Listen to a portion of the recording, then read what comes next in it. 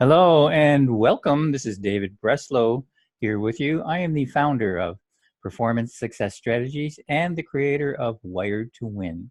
So stay tuned. In a moment, I'll be right back for today's golf mental toughness tip. Welcome back.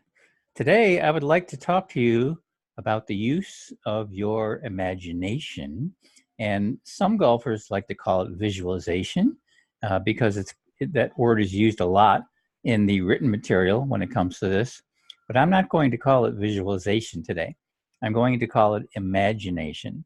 And those who are familiar with the Wired to Win program and who have taken the live coaching are very familiar with what I mean by this.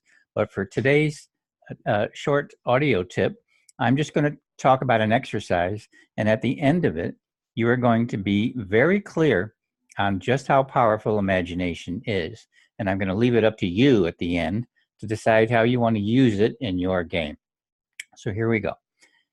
If you're driving a car, don't do this. If you're handling any heavy machinery around anything dangerous that needs your attention, don't do this, because I'm going to ask you to close your eyes for a moment as we go through this little exercise.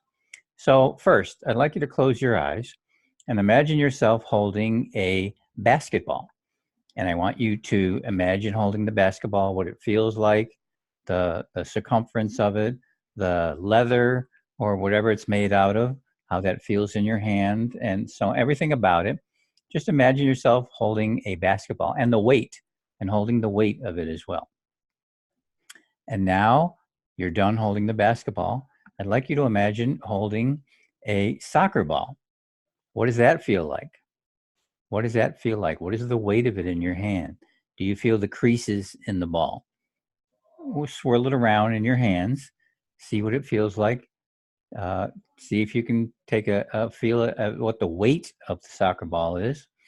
And then now that you're done with the soccer ball, I want you to hold a tennis ball.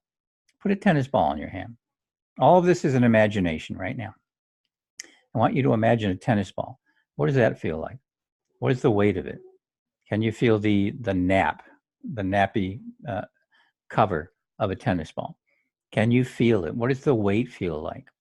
Now that you're done with the tennis ball, I want you to imagine holding a golf ball. What is the weight of the golf ball? What does the golf ball feel like? Can you feel the dimples of the golf ball?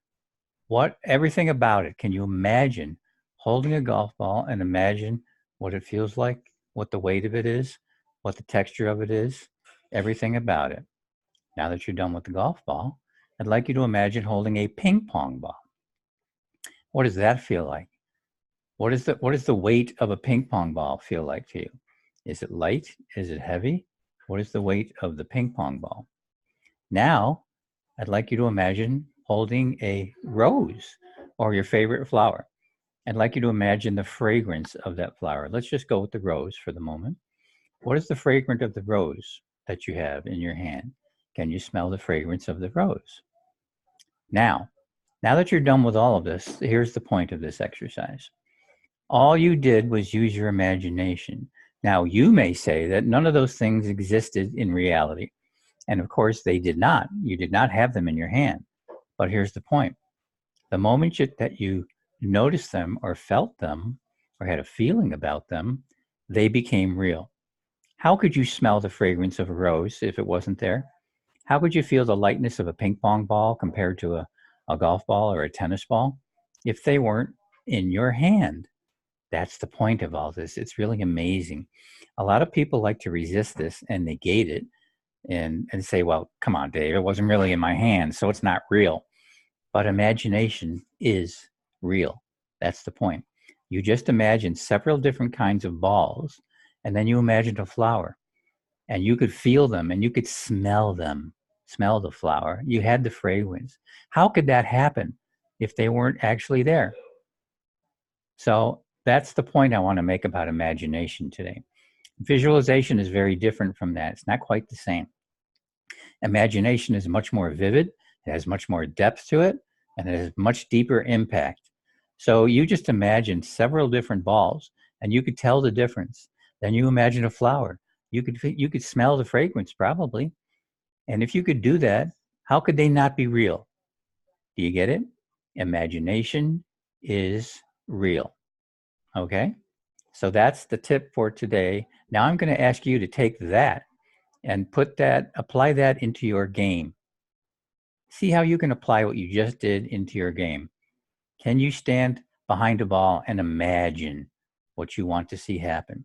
Can you have the same experience that you did with the basketball, the tennis ball, the golf ball, the ping pong ball, and the rose? Can you have that kind of experience on the golf course? The answer to that question is yes. My clients are doing it all the time.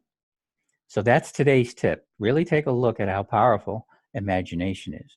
And I'd like to invite you to visit me again at www.mentalgolfcoaching.com. And at this point of the season, all of my holiday discounts are in place right now for both the digital programs and the live one-on-one or group coaching. All the holiday discounts are available now. So you're welcome to take advantage of them, www.mentalgolfcoaching.com. Or, of course, wherever you're listening to this, leave a comment in cyberspace, and I'll be happy to respond to it as soon as possible. So Dave Breslow, thank you for hanging out with me for a little bit. I look forward to talking to you real soon.